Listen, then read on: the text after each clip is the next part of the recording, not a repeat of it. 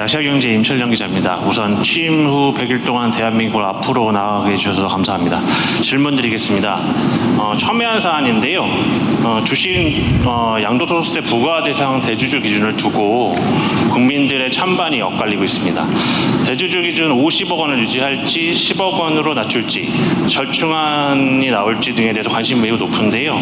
양도소득세 부과 기준에 대한 대통령님의 입장과 함께 코스피 5천 달성을 위해 추가로 고민하고 계신 부분이 있으면 말씀해 주십시오. 관련해서 그 모두에서도 말씀해 주셨는데요. 부동산으로 돈 벌 생각하지 마라 이렇게 선언을 하셨는데요. 그 부동산의 대기 자금이 자본시장이나 금융시장으로 넘어가지 않는 이런 부분에 대해서도 분명히 고민이 있으실 거라는 생각이 드는데요. 현재는 굉장히 미미한 수준이라는 평가가 많습니다. 보다 선명한 유인책이 필요할 것 같은데 이에 대해서도 답변을 주시면 감사하겠습니다. 과거에는 우리 국가경제 전체 측면에서 가용한 자본의 양이 매우 부족했죠. 근데 지금은 총량으로는 부족하지 않은 상태에 도달했다고 생각이 됩니다. 저는. 근데 그게 어떤 용도로 어디에서 쓰여지고 있냐 말씀드린 대로 주로는 부동산 투자에 쓰여지죠. 우리 국민들의 자산 보유 비중을 보면 부동산이 한 70%를 훨씬 넘는 것 같아요. 근데 금융자산은 매우 적죠. 그 중에서도 예적금을 제외한 금융투자자산 이런 거는 훨씬 더 적죠. 그런데 우리 국민들 중에 일부는 이미 소위 서학개미라고 해가지고 이제 해외 선진 그 주식시장에 투자하지 않습니까?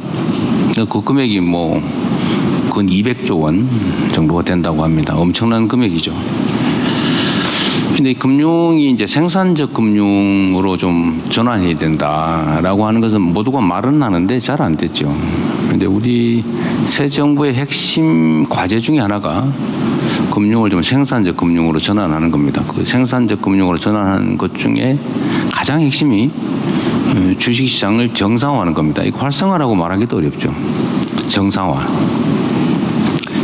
정상에 한참 못 미치죠. 왜 정상에 못 미쳤냐? 저는 아직도 정상에 못 미쳤다고 생각하거든요. 제가 이제 선거 때 이재명이 당선 또는 민주당이 집권하는 사실 자체만으로 3,000포인트 넘을 거다라고 제가 계속 그랬는데 이제 훨씬 더 많이 넘은 거예요. 지금 아직까지는 현실적인 정책이 집행된 건 아니지 않습니까? 이제 기대로. 저는 그 기대의 핵심이 앞으로 더 잘 될 거다, 성장할 거다라는 측면도 물론 있겠죠. 그러나 정상화될 거다라는 기대가 훨씬 컸다고 생각합니다. 이 두 가지 요인이 있는데 앞으로 성장할 거다. 즉 기업의 수익이 늘어날 거다.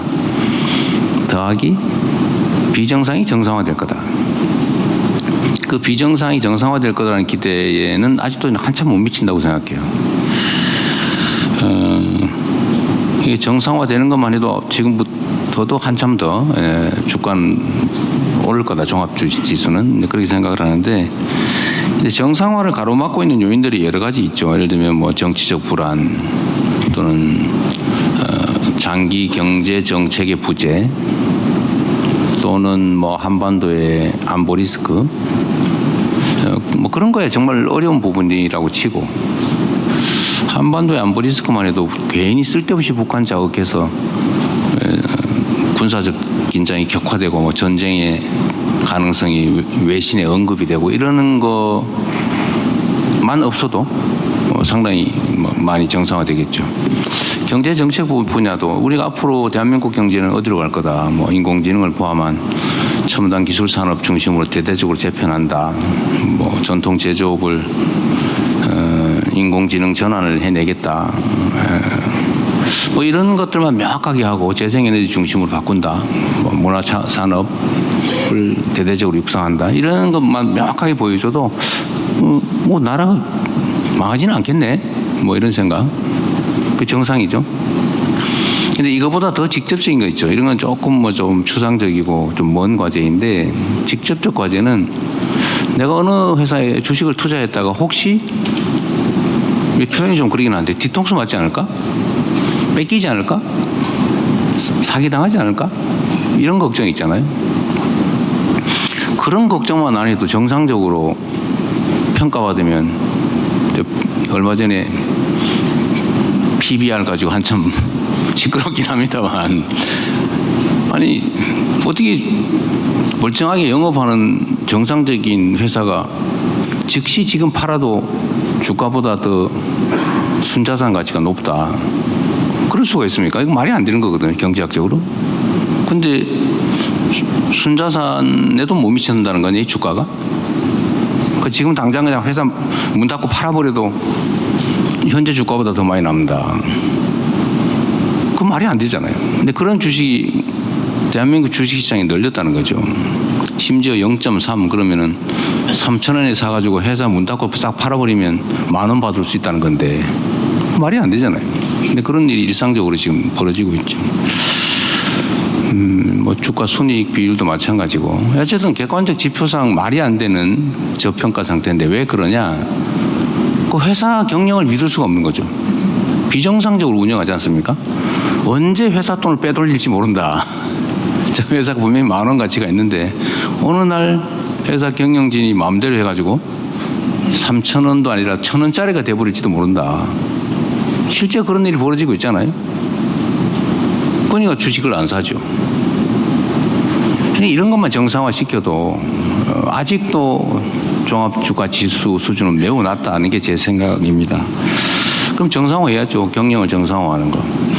상법 개정 문제 가지고 뭐 기업을 옥죄느니 이런 얘기 하는 분들 계시던데, 그건 기업을 옥죄는 게 아니라 부당한 악덕 기업 경영진 일부 지배주주를 압박하는 거죠. 그 말은 맞습니다만 기업이야 소액주주들이 대부분 소유하고 있지 않습니까? 그분들은 좋아하는데요.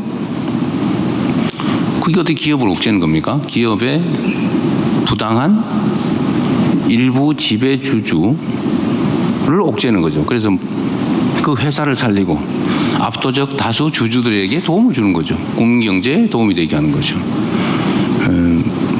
당연히 반발이 있죠. 왜냐하면 압도적 힘을 가진 지배주주 비율은 뭐 10%, 5% 많아봐야 20, 30% 이렇지만 힘은 압도적으로 세잖아요. 그 소위 영향력도 크고.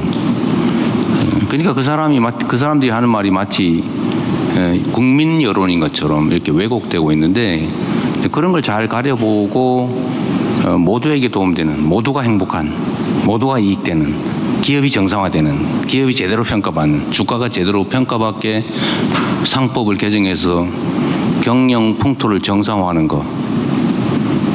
예를 들면 뭐 물적 분할해서 장난치거나 이거 못하게 하는 거. 그런 걸 해야 주가가 정상화되잖아요.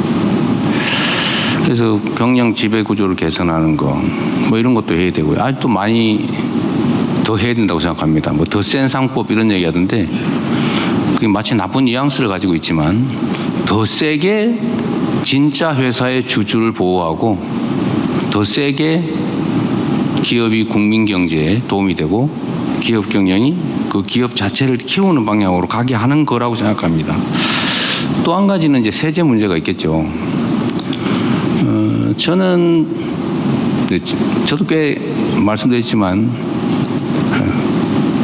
개미 중에 좀 큰 개미, 지금은 잠시 쉬고 있는 휴면 개미, 이런 주식 잠재적 주식 투자자인데, 물론 얼마 전에 펀드를 사긴 했습니다. 펀드는 허용이 돼서 좀 더 살까 생각 중인데,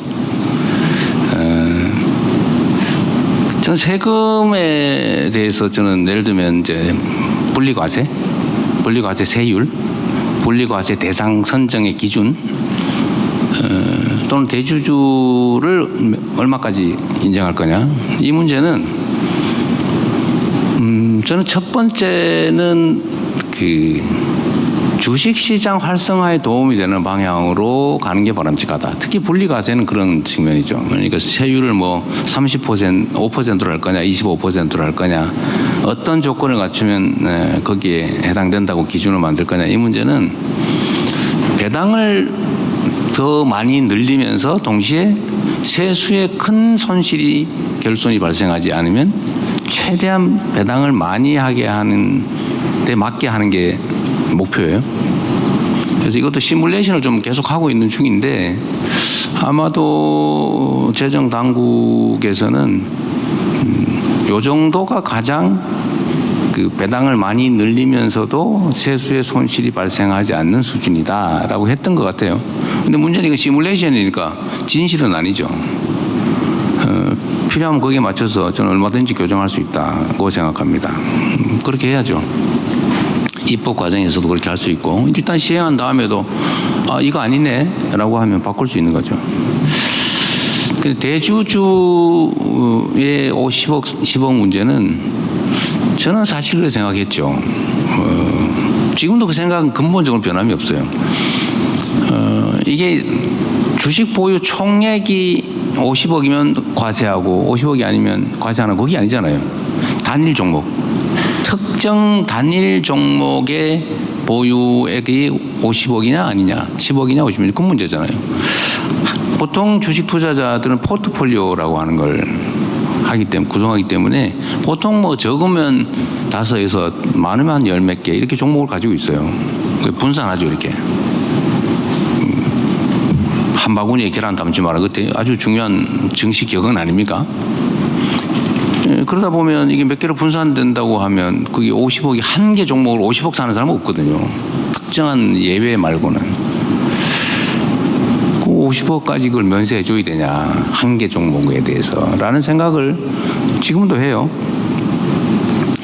그러나 또 한면으로 보면 이게 주식시장은 특히 심리로 움직이는데 이게 만약에 주식시장 활성화라고 하는 게 지금 새로운 정부의 경제정책, 산업정책의 핵심 중의 핵심인데 그것 때문에 뭐 장애를 받게 할 정도라면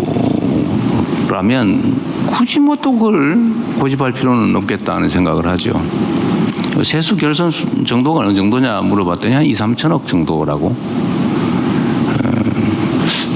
그냥 뭐 그런 정도이고 주식시장이 만약에 그 때문에 실제 장애를 받는다면 뭐 그거야 또 야당도 요구하고 우리 굳이 뭐 요구하고 또 여당도 또 그냥 놔두면 좋겠다는 의견이고 저한테 메시지도 막 많이 오고 그런 걸 봐서는 굳이 뭐 50억을 10억으로 내리자 반드시 그렇게 해야 되겠다 그렇게 생각하지는 않습니다.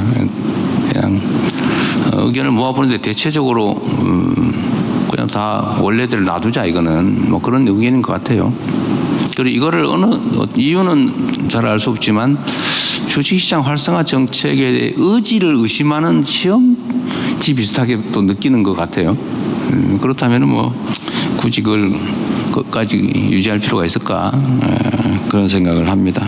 그래서 그거는 뭐 국회 논의에 맡기도록 할 생각입니다. 말이 좀 길었는데 하여튼 주식시장 정상화는 아직도 한참 멀었다. 그리고 주식시장 정상화를 넘어서서 이제 우리 경제가 이제 회복될 거고 또 회복돼야 되고요. 또 이번에 여러분들 보신 것처럼 엄청난 국채 발행을 감수하면서 이게 좀 그래프를 꺾어야 되거든요. 지금 계속 흘러내리지 않습니까? 우하향으로. 근데 이걸 턴을 해야 됩니다. 이게 방향을 바꿔야 되는데 엄청난 에너지가 필요하죠. 그래서 이번에는 적극 재정 정책을 하게 됐는데 어쨌든 아마 그 이전에 보기 어려울 정도로 대규모의 예산 증액 또 재정 투자가 이루어집니다. 정부의 의지도 그렇고 또 방향도 그렇고 또 실제 실탄의 수준도 매우 많아서